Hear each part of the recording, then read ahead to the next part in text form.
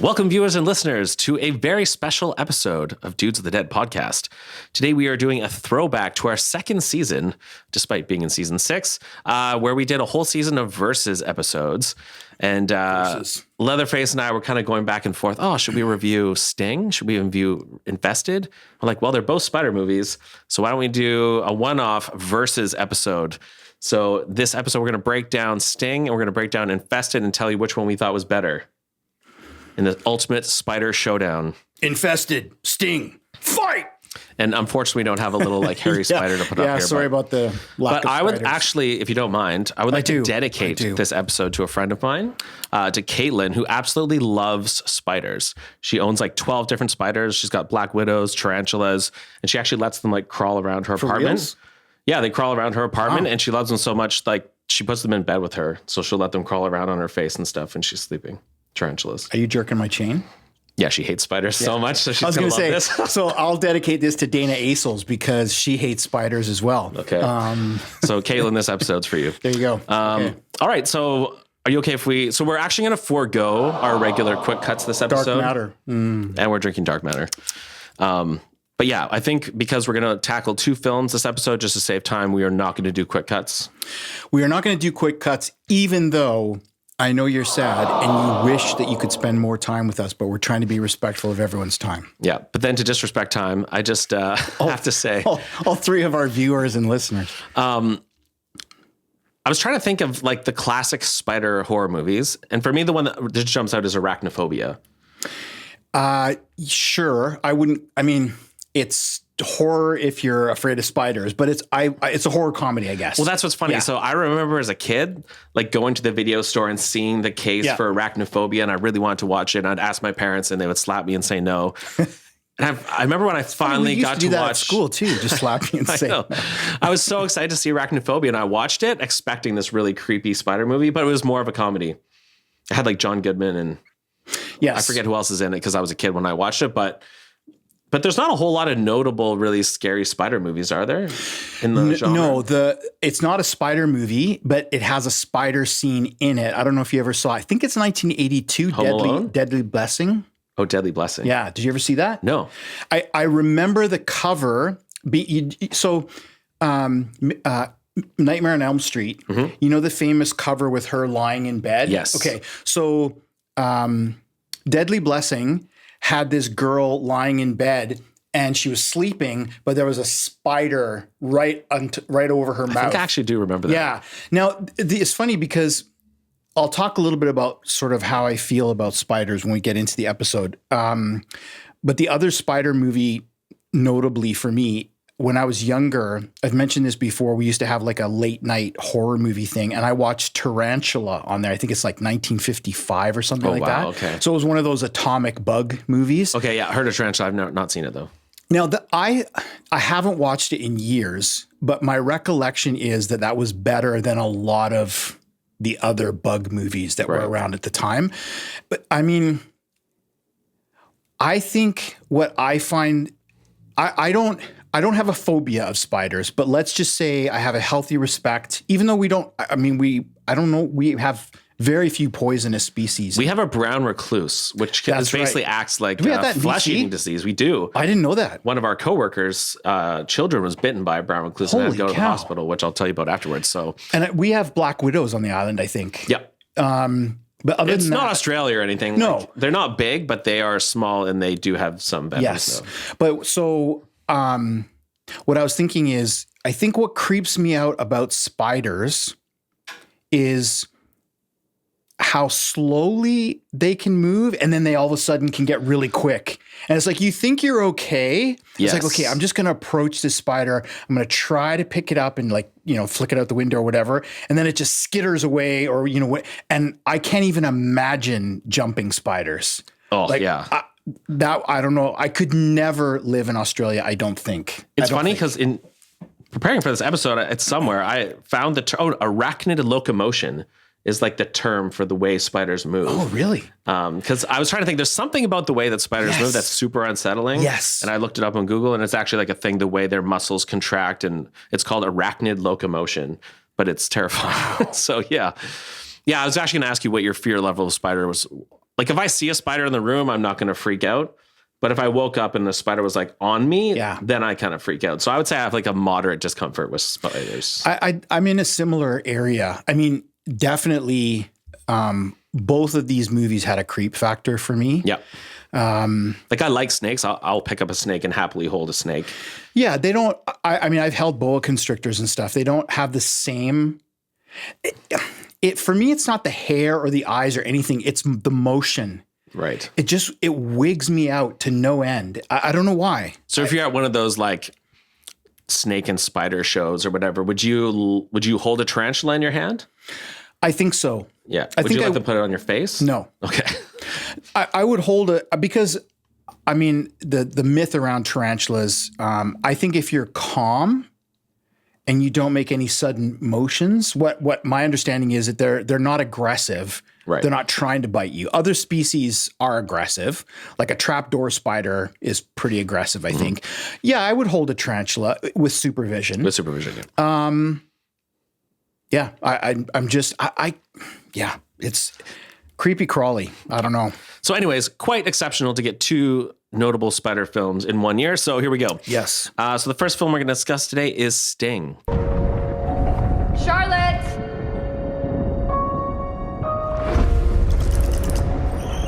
Hey there, little guy. We're gonna call you Sting.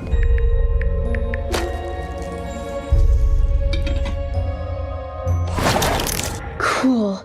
This received a 5.7 on Internet Movie Database, a 70% critic score, and a 65% audience score on Rotten Tomatoes. This is directed by Kaya Roach Turner, starring Alila Brown as Charlotte and Ryan Corr as Ethan. And the premise is, after raising an unnervingly talented spider in secret, 12-year-old Charlotte must face the facts about her pet and fight for her family's survival when the once charming creature rapidly transforms into a giant flesh-eating monster. So, where should we start? Do you want to start with what we liked? The thing I was caught off guard with this film is just how like quirky it was. Yes. It has a slight comedic edge to it. Yep. And just so the audience is aware, I think we decided we're going to do full spoilers or we're going to do a spoiler section. Let's call it. Because I have a question that's a spoiler, so okay. I can leave it, or we can talk about it. Okay, I think for the nature of this one, because we're gonna have to talk about both films together, it might be easier to just do full spoilers. Okay, so whoop whoop whoop, you've been warned. I will put my usual spoiler thing, but this is much earlier than we usually do, so just be warned. We are going to spoil both films. Yeah. So I just had an upcoming thing spoiled for me.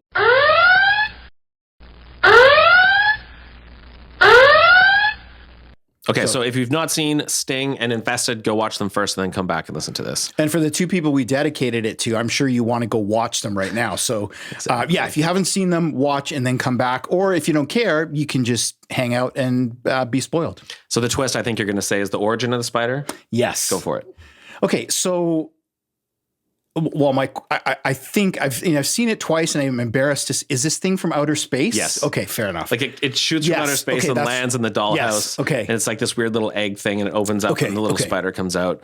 So yeah, essentially, you're dealing with an alien species that presents as a spider or has a lot of spider-like characteristics. Gotcha. Okay, fair enough. Yeah. That helps because I did catch that, and I'm like, am I seeing that correctly, or was it supposed to be like a meteorite that caused some atomic, whatever, but no. So you're reading it as a species from outer space kind of thing. I think so. Yeah. Okay. Fair enough. In the opening credits is kind of cool because it lands in a dollhouse. Yes. And so the spider's cool. Like coming through the dollhouse, and it looks quite large given the perspective, but then it's obviously quite small. Yeah. And I found, did the main character remind you of any famous film character? I'm curious if it was just me or if you felt that as well. The little Charlotte? Yeah. Well, is she called Charlotte for Charlotte's Web? Yes, I wrote that down as well. Okay. So there's lots of references in this, including the name of the film Sting, which is for Bilbo's sword in Lord of the Rings, and they actually reference that at one point. So you've got the Lord of the Rings. Okay. I think for sure she's named Charlotte after Charlotte's Web, but I got very strong vibes from this character from another movie. Did you? I'll probably know, not off the top of my head. Okay, I got strong like Macaulay Culkin Home Alone vibes. Ah, interesting, especially with the humor elements. Exactly, yeah. And she has this rebellious streak. Yes. I actually found I think there was a lot of deliberate nods to other films. I got some Labyrinth vibes. Her resenting having to look after her like baby brother. Like the David Bowie Labyrinth? Yeah. Ooh, it's been so long since I saw that. I did not pick that up. And even like some of the, so Home Alone, I got a real sense of like Macaulay Culkin's character, Kevin.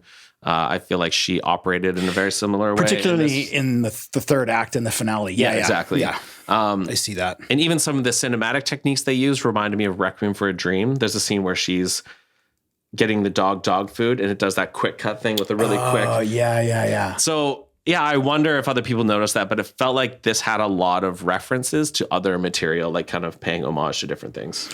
Yeah, and for some reason, and I couldn't place it, the exterminator scenes brought something up for me. And He reminded me of Damon Wayans from... Yes. Yeah.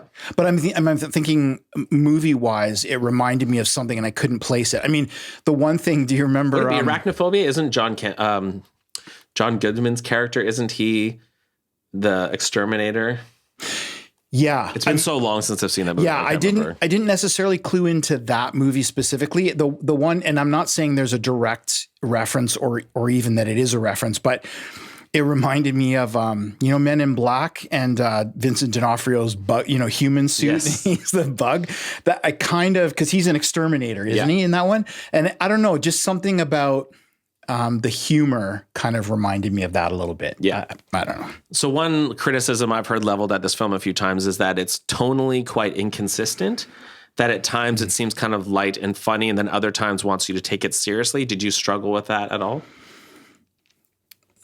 No, not really. I mean, I kind of rolled with the punches in that sense. I mean, I hear that criticism and it is inconsistent, but it has a weird consistency within the film. I thought it kind of worked, actually. Yeah, I liked it's very quirky. Agreed. But it does weave like some melodrama, like family melodrama, and then some funny stuff, and then obviously trying to be scary. So it does like dip into lots of different genres. 100%. I think. But I think it does kind of work. It worked for me. And I think, I agree with you about the relationship stuff, because I think that there's so many things going on between sort of stepdad and daughter, mom and stepdad, and then the two grandmas. Yes. And all the rest. Like there's some really interesting family dynamics going on. Can we talk about those for a minute then? Absolutely. So I really appreciated and liked the daughter-stepdad relationship. So Charlotte and Ethan, I really bought that. I like the dynamic that he's trying to like get close to her, but they've hit a few bumps along the way. However, I really didn't vibe with the stepdad mother. Their relationship to me didn't really work. They seemed to get mad at each other a lot, and it seemed kind of forced and unnatural. Like I feel like they didn't do a good job making their relationship seem authentic. But I really liked the relationship between Charlotte and Ethan. I don't know if you felt that as well. Yeah, I'm not sure. I agree with you about Ethan and Charlotte. Now, I mean, I'm going to say something, but it kind of negates itself because you're not a stepdad either. Nope. You've never had a stepchild. So that seemed really clear to me. But the having been in relationships with people who have their own kids and they're not mine, it can get pretty tense, like very quickly when, you say something, you do something, and it sets off, it triggers the mom, and it doesn't. So yes, I hear what you're saying, that there didn't seem to be a logical build to those things, but my experience, my life experience has been that sometimes that is pretty instantaneous. Okay, that makes sense. I guess I felt like they put a lot more attention and time into, or investment maybe, into developing the relationship between him and Charlotte. Yeah. But they just dedicated less screen time to his relationship with her, or her relationship to her mom. But that's interesting what you're saying, and that's fair, I think. I mean, arguably, that's Charlotte and Ethan is a more important relationship than Ethan and his wife. Totally. Right? Because for lots of reasons, but I would argue that's why the screen time, that's why the build of the background, the connection of those characters. That's an interesting point. I mean, I really loved the grandma characters. They were great. Yeah. Because you've got the one who's just a lovely human being, despite the fact, and I don't mean despite, she has dementia, but she's just a lovely, childlike, elderly person. And then there's like the supreme, oh man, the let's just call her the angry grandma. That's a diplomatic way of putting it. Yeah. Let's go a step further. She's abusive. She kind of reminded me of my grandmother, who wasn't, I think they're German. Yeah. She was Hungarian, but, yeah, it was just, and I won't say there was a warm, fuzzy reconnection with the memory of my grandmother, but it kind of, that Eastern European, yeah, it just reminded me of her. So there you go. Yeah, and a bit over the top, or quite a bit over the top. Absolutely. Yeah. Absolutely. So I think the thing I struggled with the most in this film was the spider was really, really fake in CG to me. Like I had a hard time. I enjoyed the movie and I enjoyed the characters and I enjoyed the vibe, but I didn't really, the spider parts was actually like my least favorite part, I think. When they showed it, it just looked very fake to me in CGI. Now, was that when it got large or when all the time with that spider? All the time. Even when it was little, I felt that. Oh, interesting. You didn't notice that?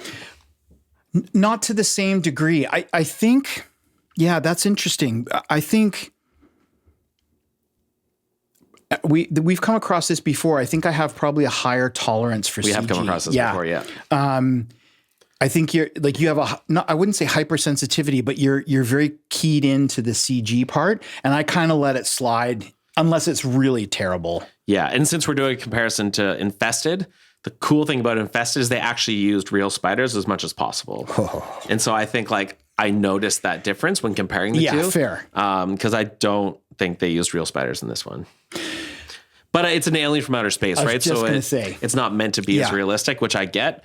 But I guess if we're comparing them as like spider films, I think, I was less taken with the representation of the spider in this one. I mean, some of the things that I liked too were I really liked the early parts of the film where you're seeing through the perspective of the jar and the spider. And I felt that was cool. Is it okay to make a comparison between the two? Yeah, I think so. Now? One of the other things I really liked too was the sense of isolation in both films. One is imposed. Yes. And the other one is natural. Yes. Right, with the snowstorm. So I thought that was really a clever way to say, okay, you've got this thing that you can't, it's not like everybody could leave the building and they could fumigate it. They're all stuck inside because of the storm. Yeah. And in the other one, they end up being quarantined because it seems anyway, like in Infested, the authorities don't really know what it is. So they just shut down the building. And I'll talk about this a little bit more, but I think the other thing there is that they're a different class of citizens, so it doesn't matter. Yeah. Right. But I enjoyed the Exterminator character quite a bit too. I thought he was awesome. Yeah, he was awesome. So maybe should we jump over to the other one, talk about it, and then do more comparison afterwards? Yeah. Okay. So since we're naturally gravitating towards some comparison, so the other spider films, we have Sting and then we have Infested. Oh, c'est quoi tout ça, Ali, là? Quoi, ça t'intéresse, les bestioles? Oh, mais ça m'intéresse à mort. Fais gaffe quand même, hein. T'inquiète, je te dis, moi je suis un pro. Je te ramène à la maison. Let's go.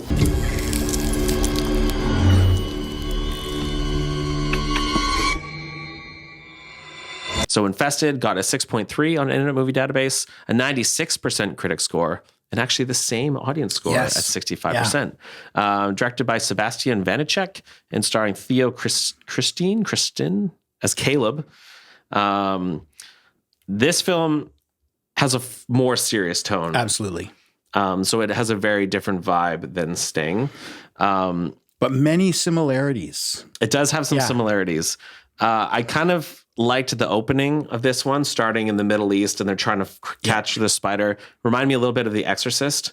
Yes. Where you have good call. Yeah. Where you start in the Middle East and they're bringing this foreign thing back to America, or I guess France in this instance. And they kind of set you up at the very beginning. I mean, if you just joined us, we're not live, but if you just joined us, we did say spoilers right off the top. So I think they set you up when they have to kill one of the spider hunters, right? Because and then you're like, okay, I know where this is going. For sure. Right? And interesting how they both have pretty interesting opening credit scenes. Yes. So in Sting, you've got the dollhouse, but in this one, they're bringing the spider back, and there's like scorpions and snakes, and they've got the French wrap, and it sets the tone. Absolutely. And it's pretty edgy, and I liked that. Like, it really got me into the film, the opening scene of Infested. It was, there's some really interesting things about this film. I think they really focus on, again, relationships, particularly the concept of family. And that there's, if you're familiar with kind of like the, I can't remember what the correct name, but the circles, intimacy circles. Oh, right. Okay. So you've got the brother and his sister, and then you've got their friends, which is a little bit of an extension of family. Yeah. And then you've got the whole building, which is community. Yeah, where Caleb's looking after that older woman. And very cool, I thought, too, because often in horror films, teens are jerk-offs. Like they're just horrible people, right? And Caleb is just a lovely person who's struggling with the death of his mother. But when he comes in, I mean, he's not perfect, but when he comes back into his place and his his apartment building, and the younger people are hassling the cleaner, and he tries to help her and he chastises them. And there's an element. What I really appreciated was there was an element of respect. The younger Caleb showing to his elders. Totally. And his, he mentions this to his sister a few times, like, these are the people who were there for us. We need to be there for them. Yeah. And there's a sense of community that we have to look after one another. And that's juxtaposed with the idea of, it seemed to me, correct me if you got a different impression, that these were like projects. Yes. Poverty stricken people, or at least working poor, and that nobody cares. Yeah. Right? Like, okay, something's happening in this building. We're just going to lock it down, and best of luck to you. Right. And the cool thing too, like when you first encounter Caleb's character and he's buying something in the black market, like I didn't expect him to be this like genuinely good person who's like caring and looks after other people. So at first he seems like he might be like a sketchy or criminal or something. Yeah. And even like when he wants to, he's giving that guy the shoes. Yes. And the box just has like a little rip or a hole. He's like, oh no, like I don't want to give him a box. I want it to be like perfect. I have to get him a new box. Like you could just, Caleb's character really grows on you, and you get like, he's super likable, and he's a genuinely good human being. Yeah. Agreed. Which I didn't expect, actually. Really. I mean, there's some moments of levity too, like when he gives TN the shoes, and he's been obsessing over the box, and the guy takes the shoes and just tosses the box, right? Yeah. Like there's some really great, and there's also, I found, if you remember the neighbor character, there's some really interesting characterization of a different generation, because the neighbor sees these young black men, who listen to rap and wear Yeezy sneakers or whatever. And he just makes the assumption that Caleb is selling drugs. Yeah. And now, granted, he's selling stolen shoes, but not exactly in the same league as coke and heroin, which is what the neighbor thinks. Yeah. Right? That was a funny scene where the audience knows it's not that he's saying it's drugs. And even like endearing how he like talks to his spiders and his snakes, and like goes into his room and he's talking to them all like, oh, my little baby. And like, so yeah, I really like Caleb's character. I thought that was one of the better parts of the film. The spiders in this one, I think, are just super creepy.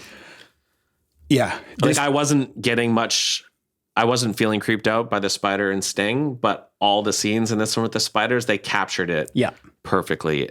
Like, I think you messaged me the first time you were watching this and said it was like really getting under your skin. Yeah. And I totally found that no pun intended. That's right. I think part of it is, I agree 100%. I think part of it is in Sting, it's almost like a fairy tale. Yeah. Sting, in the sense that, this spider is growing hourly, kind of bigger and bigger. Yeah. And it becomes mythical. Like the way it would jump from the bottom of the jar to the top seems very kind of unnatural. Totally. Whereas in this one, they've really captured, again, that arachnid locomotion. Yeah. When there's the scene in the bathroom and you can see them coming out of the grate behind her. Just the way they move, you're like, oh, that is super creepy. And that just the sheer amount, the sheer number of spiders. That's right. So in Sting, we have a small spider that's getting bigger and bigger and bigger. In this one, it's the volume of spiders. Yeah. And the fact that they, as much as possible, tried to use actual spiders, I think was a really good move. What was your, understanding of, I think I got this correct, but of course, if it's in French with subtitles, I don't know did you watch a subtitle or a dubbed? Subtitled. So when they try to kill one spider, does it release a bunch of, like, is it carrying around eggs? And then, like, how are they reproducing so quickly? Weren't they reproducing inside? Because they crawl into the one guy, right? Yes. And then they come out of him. Yes, and I think with the dog as well, they come out of him. So it seemed like they would go into a person and use them as like a host to lay eggs. Okay, gotcha. I do recall maybe we were seeing, though, maybe there was a scene where they kill one. And it seems like a bunch of in the little ones. bathroom. Yeah. Right? When he throws the towel on it. That's right. And then he stomps on it or whatever. And when he lifts up the towel, hundreds of little spiders. Yeah. So it's a minor detail that doesn't matter, but it just like, oh, I wonder how that's working or whatever. But 100% for me, the spiders were far scarier in this one and far 100%. creepier. Yeah. And there's a scene that's just pure nightmare fuel. There's a scene in a hallway. And this camera like turns and it's zooming such great out, camera work. and you see the webs everywhere, and there's just spiders absolutely everywhere. And I've actually had nightmares, like real nightmares, where I've had to do something similar, where I'm in an area, I have to go through it, and there's spiders everywhere and spider webs everywhere and like snakes. And it's the worst. And so the scene in this film really evoked my actual nightmares. So that was a really effective scene, I thought. I agree. Yeah, that one kind of sets, especially because, it's not a surprise and it's not a gimmick, because all through the movie, things aren't working and things, don't turn on when they should and whatever. And then this light is set on a timer, I suppose, because like electricity is expensive or whatever. So it's on a timer. And the sister has to move through this. Yeah. And then there's the part of that scene that really gets me is when the light goes out and there's a spider like right here and she lights the lighter kind of thing. Yeah. It's just. So if you're genuinely scared of spiders, I would imagine this would be super hard watch and yeah. super terrifying. Yeah, absolutely. And they both use, I noticed, they both use that kind of background neon lighting a lot. Yeah. Like almost the type of lighting you would see in like a spider cage or something. Yeah. I don't know if that's what they're going for. Those neon like greens and oranges and blues and yellows. So like dark scenes, but lit by these kind of neon lights. I mean, and that I thought was effective. I liked that in both of the films. I know why they did it, but for me, I mean, that was, as you're watching the film, you're like, there is no way I'm looking for a spider that size with the lights off. That's true. I mean, I would have every light on in the room and a flashlight to find this thing. But people are like, there's that neon glow. Yeah. And people are kind of looking around, looking for, it's like, there's no chance I'd be sticking my head under a bed after I'd seen this thing and all the lights are off. Yeah. That's not believable to me. There's an older woman who I think is using a flashlight, which is in the ceiling. And and sprays the raid everywhere. I have to mention, because when the movie starts out with, not starts out, but the second scene after the desert is Caleb coming back, after he buys a spider, he's going into his apartment and he helps the older Asian lady. Mm-hmm. She is a total badass.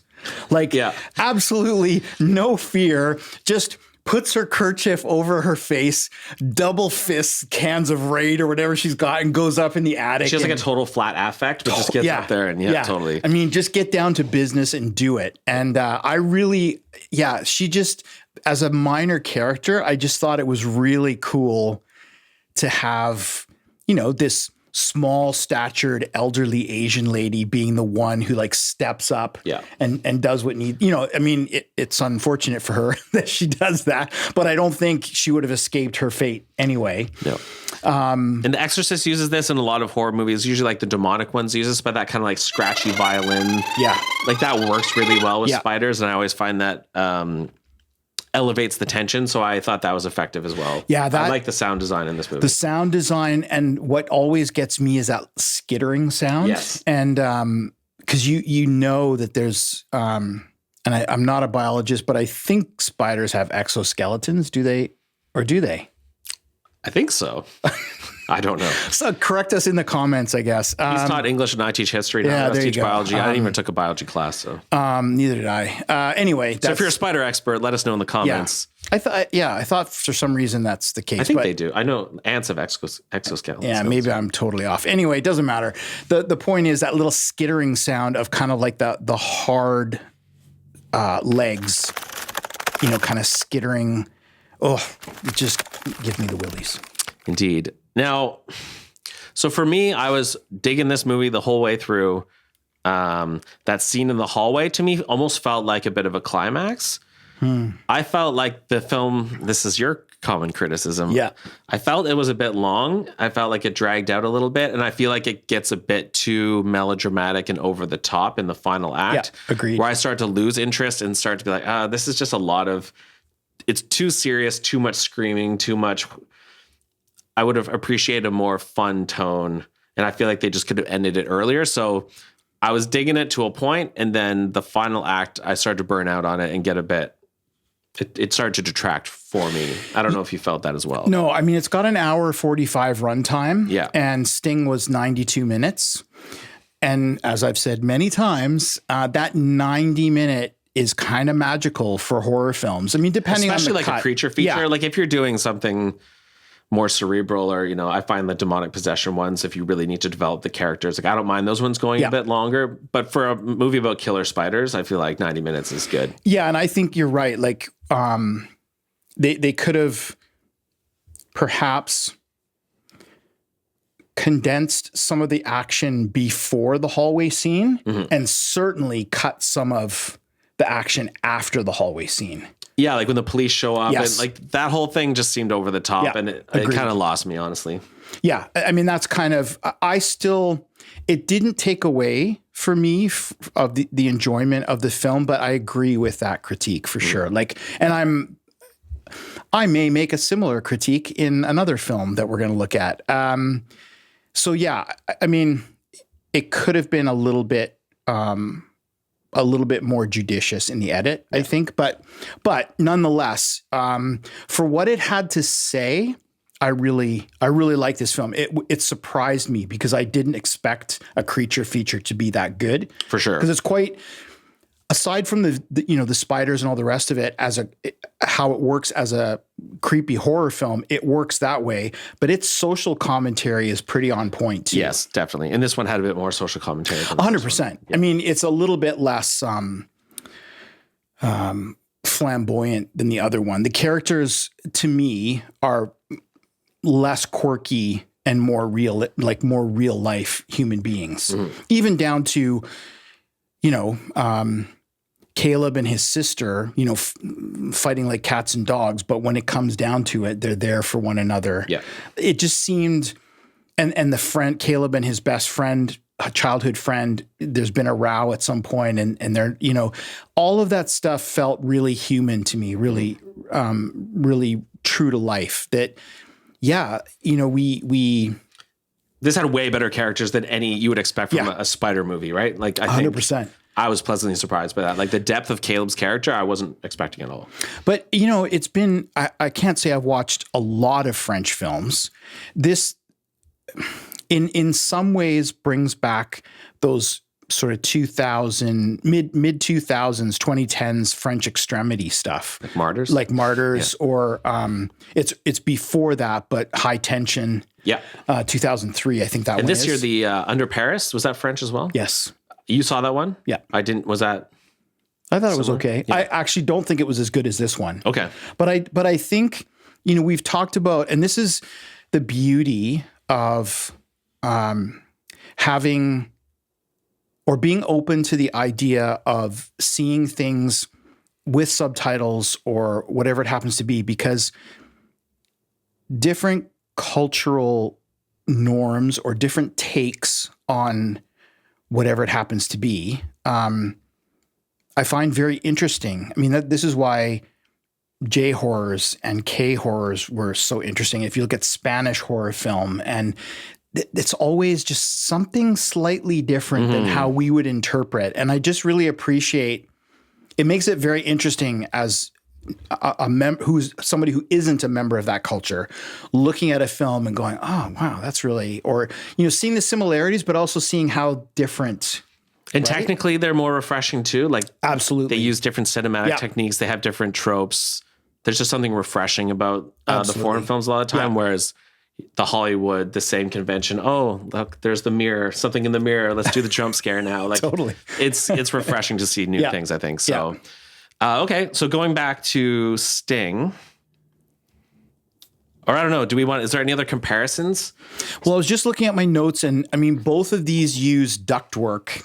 Yeah, that's true. And that's really cool too, because there's that sense of claustrophobia. And sure. where are you going to go if you're confronted or you hear that skittering? I mean, it was spiders, and I think we've talked about this before. Like for me, rats are the same. I don't necessarily have maybe I shouldn't say that. I don't know if I do have a fear of rats or not, but when I lived on the North Island, it was just very common. I mean, there was a very large kind of forested area right behind my house. Mm-hmm. And where I lived in the 60s, up until the 60s, it had been a whaling station. Yeah. There were just these Norwegian wharf rats everywhere. Like you couldn't get rid of them. And they are huge. Yeah, see, mice don't bother me too much, but something about rats and the size of them does kind of like me out. Mice don't bother me. And even like, you know, the sort of the stereotypical, I don't know, 4, 5, 6 inch, like these were cat size. Like they were big rats with that really long tail. Yeah. And anyway, there's a point to this story. So that skittering sound, I used to hear them because we had a crawl space under the house and they liked the insulation and you could hear them. And when they got to the vents or the ducting, you could hear the little, and it was like, oh. It's hard to relax, right? When Yes. you know in your own home, there's things skittering around like up in the rafters and in the crawl space or in the vents or whatever. So yeah, I think they capture that in both of these ones. And that's one of the reasons that I really liked Sting was the grandmother character and her dementia, right? It's like, oh, those things, what does she call the exterminator like 3 times for the same thing? It's like, there's noises in my wall. And then she forgets and the guy shows up. Did you like that technique, the flashback where they show the exterminator at the beginning and then they rewind and kind of show you how it builds that? Yeah, I thought that was pretty good. It kind of like it builds some tension and sets the scene.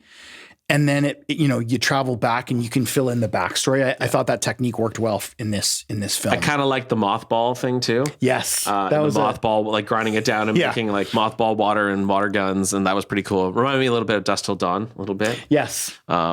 Which again maybe was a reference because I felt like this film is really kind of referencing a bunch of different films. So I think they both have likable protagonists. I love Charlotte and I like Caleb. Yeah.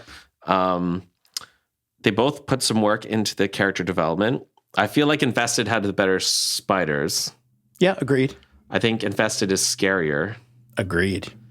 But I kind of liked the tight package of Sting because I found Infested dragged on a little bit long. And I think it was more fun. Like tonally, I maybe had more fun watching Sting, whereas like the end and like the extreme melodramatic tone and the screaming, it just went over the top for me. Infested, I found almost a little grating by the end of it.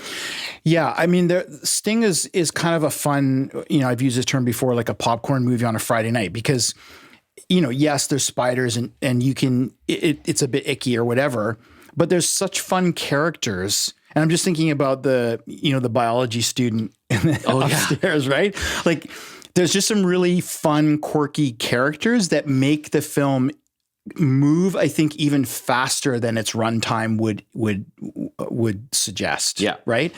It had some funny jokes too. Yes. Like there's the part when they go in and the parrot has been ripped to shreds and they're like, looks like that parrot had sex with the blender. Like there's some pretty funny stuff in this. Like though it was a bit jarring how it does jump around between different genres, it just had a really unique feel. It was pretty fun, I thought. Sting. Yeah, that's exactly how I describe it too. And I think the mixing of genres is what helps propel that sense of fun because you never get stuck in a feeling of either negating everything by making it too funny or getting really heavy and scary. There's scares, but then there's also levity. Yeah. And I think for me, this had a really nice balance and it is a fun film. I think it could be one of those fun films, like when you were younger and maybe you took a girlfriend to a movie or whatever, he or she might grab your arm. Like it's that kind of film. Whereas Infested is white knuckle, especially if you don't like spiders. 100%. It would be. I kind of like how they weave in that comic book subculture into Sting as well. Yeah. Because he's a cartoonist, right? Yeah. But she's kind of helping him along and she's into them and she likes reading them. Was it like a Spider-Man one too? No. Not Spider-Man, but like, was it a character that was Spider-esque? She draws the large spider, Right. and then he asks her, "Can I include that in the comic?" Yeah. Right. Because I thought that was really kind of a cool take on it. I mean, that's what reminded me of Charlotte's Web too, that she talks to the spider. She, says to the upstairs neighbor, well, that's its feeding call. And he's like, spiders. And it mimics the sounds of other things. Yeah. He's like, spiders don't have vocal cords. So they can't. And she's like, well, this one does. And, there's just some really fun, and I think quirky is a really good word to describe this. Like, Charlotte is just such a great, did they ever tell you her age? I'm guessing 12. Like somewhere 11, around 12. Yeah. And that's such a great age for, I think, having been a teacher for a long time, for young women in particular, because I feel like they're kind of coming into their own, and there's that sense of maybe mischief, but also confidence, and they haven't been battered down by high school and all that kind of stuff. Like middle school girls like rule the roost. Yeah. And having been a middle school teacher for certain years of my life, that was my observation. Yeah. And they tend to be bigger than the boys and, like all that stuff. So yeah, I really liked her character. She was a lot of fun. Yeah. And it made sense that they had comic books as like a connective tissue for the relationship. And that's what they bonded over. And I kind of like that and found that pretty authentic. And then the scene where he reveals, because she thinks her father lives somewhere else, and reveals that he's actually local and just hasn't seen her as a deadbeat. I thought that was pretty effective the way that hit home. Yeah. And I mean, I think that's really good because what it creates is that tension and that conflict to separate them and then bring them back together under duress. Yeah. Right. And it works like a charm, that one.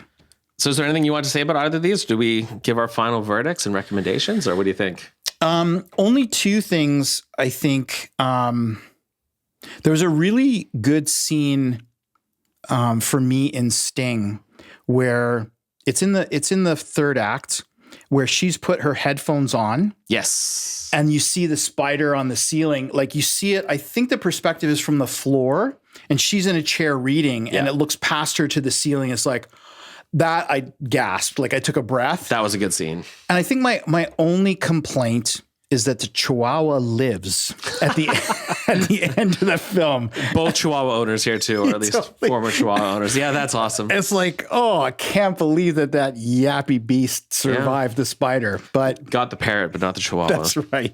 I mean, did you feel like Sting set it up for a sequel? Potentially.